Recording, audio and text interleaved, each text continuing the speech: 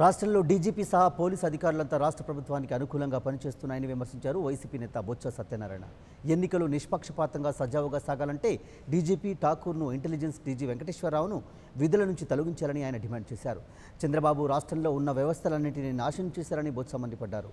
రాష్ట్రంలో చంద్రబాబు కన్నా అధిక ఉగ్రవాది, వెన్నుపోటుదారుడు ఎవరున్నారంటూ మండిపడ్డారు బొత్స. చంద్రబాబు ప్యాకేజీలు ఇచ్చి జాతీయ నాయకుల్ని రాష్ట్రంలో ప్రచారానికి తీసుకువస్తున్నారని ఆరోపించారు.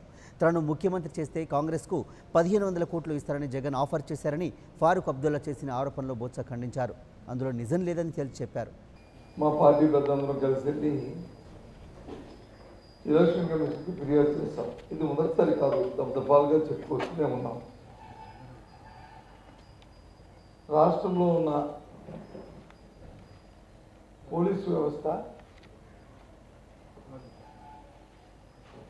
ఎవరైతే డీజీపీగా ఉన్న ఠాకూర్ ఉన్నారో ఆయన కింద పనిచేస్తున్న వాళ్ళందరూ కూడా పక్షపాత వైఖరితో వారు తాలూకా దినచర్యలు చేస్తున్నారు. ఉదాహరణకి ఒక వారం రోజుల క్రింద శ్రీకాకుళంలో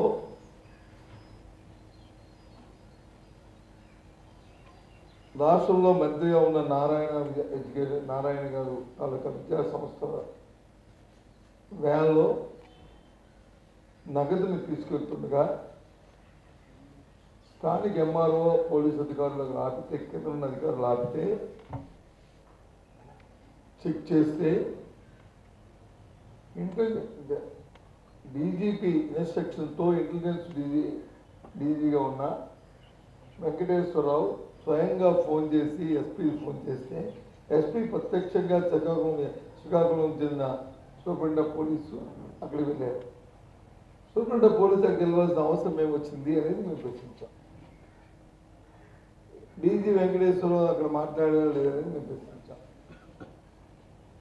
ఇదే కాకుండా చాలా విషయాల్లో ముఖ్యంగా పోలీసులే డీజీపీ ఆధ్వర్యంలో తెలుగుదేశం పార్టీకి నగదుని పోలీస్ వెహికల్ ద్వారా పంపిణీ చేస్తున్నారు అనేది మా తాలూకు అభ్యర్థం. వాస్తవాలు పరిశీలించమని కోరాం.